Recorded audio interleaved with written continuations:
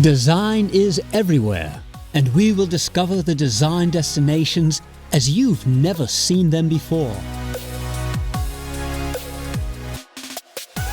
The key places of design in the new series, Design Districts.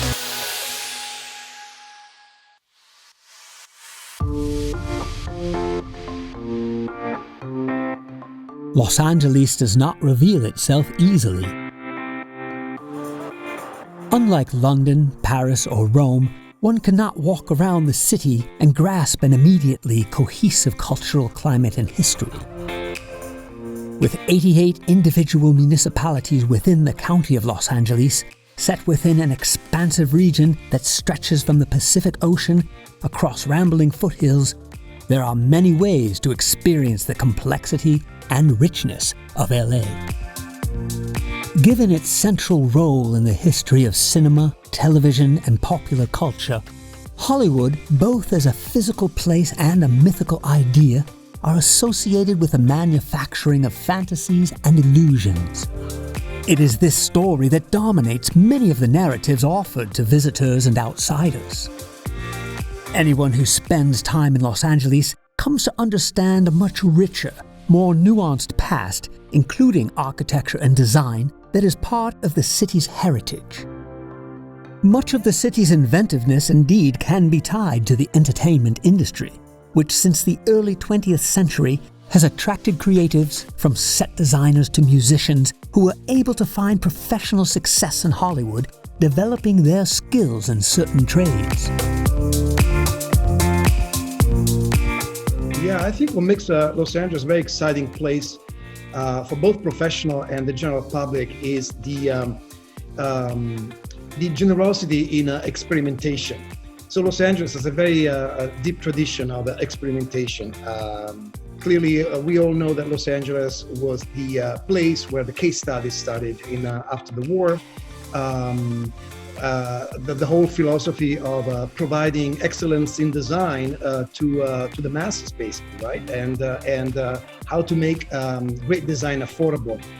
We have, incredible pieces of architecture from the 30s and 40s. Los Angeles is the place where celebrated architects like Neutra or Schindler found a house, and they really started a movement, the modernist movement in the United States, that then moved from Los Angeles across all of California and beyond. So I think that this is what makes Los Angeles a very exciting place, and a place that has nurtured architectural talent through the decades. In Los Angeles, for instance, in the Los Angeles area, we had one of the highest number of architectural schools in the country. We have about 12 architectural schools. So that definitely is a testament to a tradition, and it's a testament also to an interest, basically, that the area is cultivated in terms of architecture. And I think that for the general public, what makes this a very exciting place is the fact that we take advantage of this incredible weather that we have in Los Angeles. And no other place in the world has this kind of like beautiful weather, both in the winter and summertime. There's an evenness, the weather is pretty even through the seasons. And in terms of architecture and design, this has developed this idea of a strong relationship between the indoor and the outdoors. And this is something that, benefits, of course, a mental health, a spiritual health of people. And in terms of design, it is one of the characteristics that the most influences basically architecture in Los Angeles. This necessity to have a relationship with the outdoor and bring the outdoor indoor and vice versa, so that you can have this idea of being able to live in two different environments at the same time. I think so many people come to LA or think of LA as a place for reinventing themselves. That probably stems from the whole entertainment industry in Hollywood, but there's something about living here that's so light and light-filled, the climate, the sunshine, the nature, that kind of translates, in my opinion, to being more free to take risks and be courageous in business and design and really kind of push the envelope. So I think it's probably a combination of what LA has always embodied as far as an adventurous spirit, but also the climate and the laid-back nature, and just the sunny atmosphere to some extent. I think one of the biggest drivers of creativity in LA has to be just the diversity of LA. There's just the sheer diversity of the demographics, diversity of geographies in LA, and also all of these different kinds of creative communities all over LA. We're not like other cities where there's a set design district or, there's like a place you go in the city where design is happening. In LA, there's just this multiplicity and diversity of scenes and communities that kind of just by virtue of its like interestingness kind of drives the creative spirit in LA, I think. Unlike older American metropolises, such as New York City and Boston, LA offered a sense of freedom for those eager to experiment and bend the rules. Frank Lloyd Wright built some of his most publicly celebrated works here. Pioneering modern architects Rudolf Schindler and Richard Neutra found a receptive environment when they left their hometown of Vienna, Austria, and established their practices in Southern California. Ray and Charles Eames adopted some of the materials and methods associated with the aerospace industry, which was based in Southern California, to transform home product and furniture design in the mid-20th century.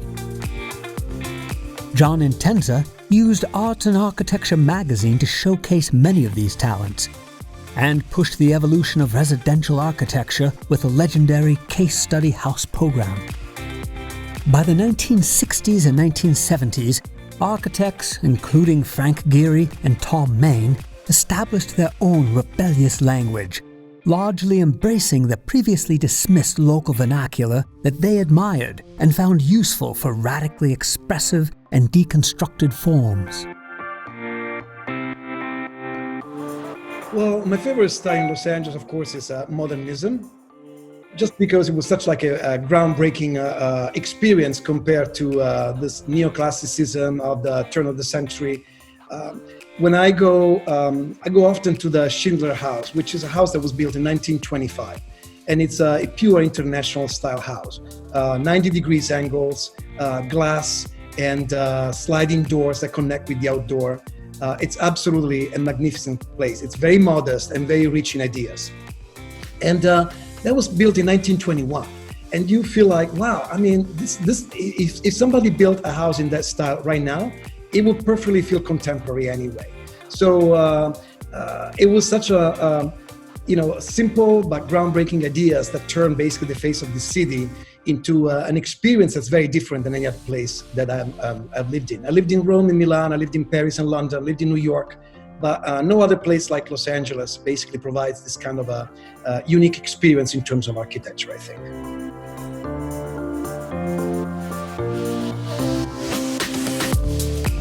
West Hollywood, located adjacent to Beverly Hills, emerged as the region's nexus of interior design, especially with the establishment of the Pacific Design Center, designed by Cesar Pelli, the first building of which was first completed in 1975.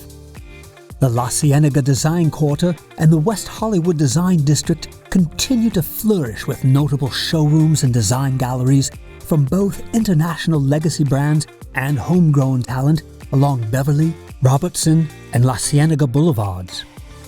In this area, iconic design companies including Knoll, Polyform, Minotti, Flo, Flexform, Visionaire, Armani Casa, Molteni & Company, Poltrona Frau, B&B Italia, Cassina, and Floss can be found. Other informal districts have also come into their own. Melrose Avenue between Highland and La Brea Avenues, for instance. Local resources such as Lawson Fenning, Gallery Half, and The Window have maintained their presences, along with new imports from New York City, notably the Gilded Owl, Votsa, and Hostler Burroughs Gallery. Other communities like downtown Los Angeles, Silver Lake, Culver City, Santa Monica and Venice have robust histories of boundary-pushing design and architecture which continue to the present day. I'm sort of a, more of an east side of LA kind of person, but we're seeing so much happening all over the city. It's kind of hard to track and say or predict. We're seeing kind of a spate of international architects coming in and doing work in LA, but that shouldn't detract from the fact that there's a lot of really great local LA architects doing great work. Like in terms of neighborhoods, West Adams is really changing quickly. There are a lot of architecture studios who are moving their studios to West Adams from other parts of the city. Culver City is also really exciting. I think it's getting quite saturated now, but there's a lot of transit-oriented development and large civic and commercial projects happening there. In the residential space, just by sheer volume, LA is just an amazing space for innovative residential architecture because there are just more people building and designing residential spaces. And then, downtown LA has obviously experienced this huge explosion. I don't know whether the pandemic will affect this and slow it down at all, but, it's hard to say. Inglewood is also really exciting now that there's, it's adjacent to the tech corridor, or what was the tech corridor. And there's also the stadium, and there's also space for building. So there are a lot of really interesting up and coming neighborhoods all over LA. I think Los Angeles is a place of challenges, social challenges, and specific conditions and issues. We are the city in the United States with the most number of homeless, and about 60,000 homeless basically reside in Los Angeles area. This is a pretty strong record, and this is not only an issue of it's not necessarily like only a mental issue but it's a social issue basically. It's an issue that impacts everybody. And I think that design and architecture have been very instrumental in offering possibilities, based on opportunities for solutions for this kind of issues. As the executive director of the American Institute of Architects in Los Angeles, one of our core values is to fight homelessness and apply basically the power of architecture and design to address this social inequality. We have a conference that's just coming up. It's called Design for Dignity, which addresses issues of housing crisis and homelessness. Architecture and design can definitely have a strong impact with regards to resolving social issues. So I think that if we think that one of the most relevant issues that we have in Los Angeles, homelessness, I think architecture and design have the power to fight it. Of course, another big issue that we have, not only in Los Angeles, but in the world, is climate change. And this is something that as architects and designers, we have the power to fight again. Los Angeles is at the forefront of very strict codes. We are experimenting with electrifying, basically, our new built environment. We are vowing to reduce carbon emission by 2030 and bring it to zero. And we have a very committed mayor in Los Angeles that have developed a very strong plan, basically to bring carbon emission to almost zero in the next 10 years. And as American Institute of Architects that represent architects and designers in this area, we very strong feel that this is a very relevant issue. It's an issue worth fighting for, and I think that we're addressing this in the best possible way.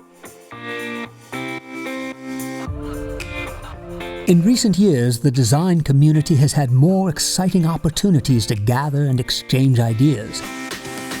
The Los Angeles Design Festival was launched in 2011 with an engaging, diverse program that activates a wide range of venues and features professionals from many design-related disciplines.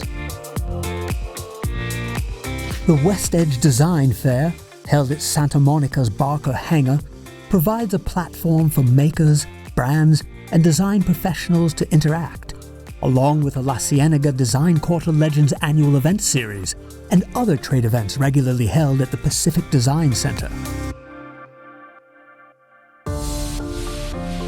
Freeze Art Fair in LA, first debuted in February of 2019 to enthusiastic reception, has further propelled the city onto the world stage and reminded the public that Southern California creativity involves much more than just the famous business of Hollywood.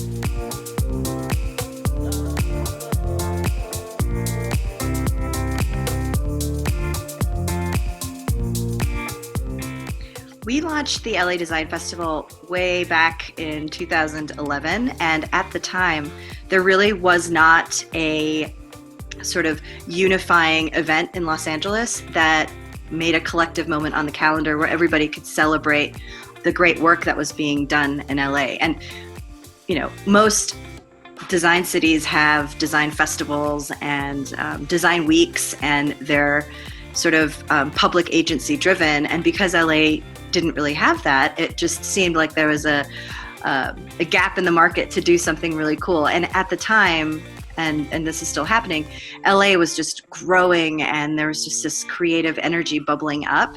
And it just seemed like we deserved a festival and kind of a collective moment where everybody could celebrate and really shine a spotlight on LA as a global design city. Well, the LA Design Festival is a little bit different than most design weeks or design festivals out there. I think we pay very special attention to keeping the LA Design Festival reflective of the diverse character of LA.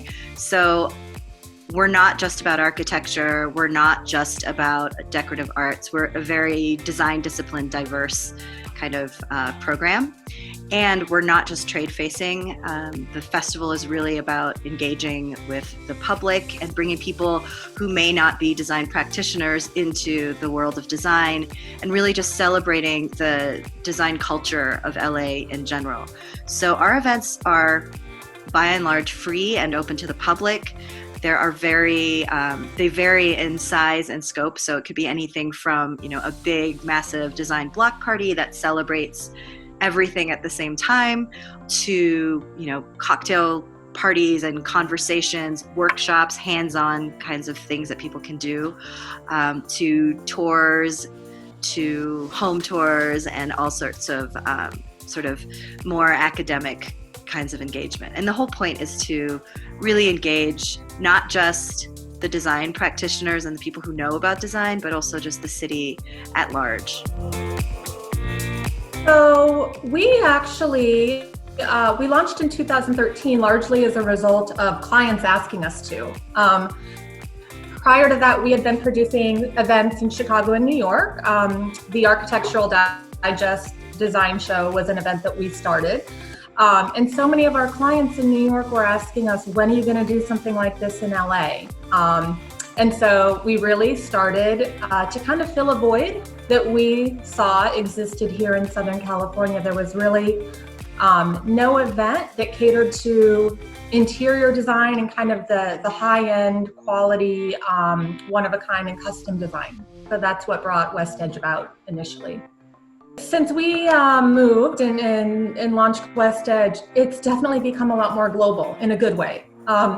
We have a lot of friends and clients who have moved here from Europe, Iceland, South America. So I think the design community as a whole has really kind of morphed and taken on a whole new life with the infusion of globalism and a more global design community. I also think there's been so much development and so much opportunity here. You know, when you look at the Olympics coming in 2028 and how downtown has kind of exploded over the last couple of years, there are a lot of pockets of LA, and obviously LA is so spread out that there continue to be really interesting things happening throughout. And again, a lot of new projects, new business happening for designers and architects.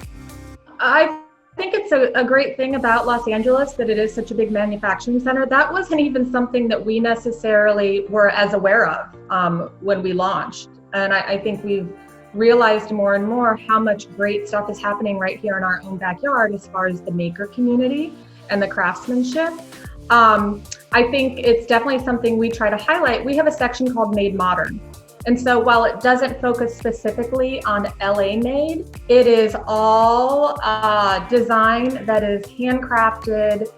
You can meet the maker, the designer firsthand and really hear about, where the materials are being sourced, what the inspiration is, and know that you're working mostly with a small business owner and an artisan. So I think, especially right now with everything happening with this pandemic and travel restrictions becoming more limited, knowing that there are artisans and craftspeople who can help you right here in the city is great. And that is something that has really helped a lot of our design network to know how much homegrown talent is here. So.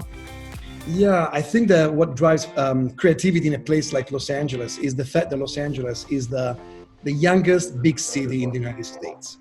This city is only about 145 years old. And it is a big melting pot of ideas, of ethnicities, of cultures, of social issues. And I think this all adds up to the conversation. And this is basically the element that drives creativity in Los Angeles the most. The diversity of its population, the different point of view that we all bring to the same conversation, which is living in the city and how to make the city a most livable place.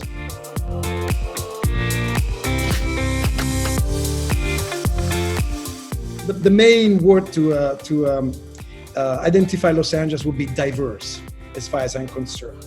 There are more languages spoken in a place like Los Angeles than any other place in the world almost. There was a study, I think there are like in the thousands of languages spoken in Los Angeles, between languages and dialects. It is a very diverse city, and this is what makes it very, very, very strong. The other word is exciting. I think it's a very exciting city. LA has it's almost like a private club. You need to have a password to really discover it. But once you get into that, through that door, you mention the password, you get through the door, you discover that this is a very exciting world of great ideas, wonderful creativity, and lots of exciting opportunities. LA is unexpected. I think that if you come to LA and you expect it to behave by any other urbanist rules or economic tenets or what you expect of a city, otherwise you're going to be surprised and confused. LA is just another adjective would be weird, but wonderfully weird. LA is just kind of a weird place, and you can't expect it to behave by any other rules, and you have to kind of embrace it. And once you do, it just opens up so many possibilities. I think I would say liberating. Liberating, and it kind of goes back to that entrepreneurial, risk-taking, progressive nature to test the limits and see where it could take you. So liberating is the word that comes to mind.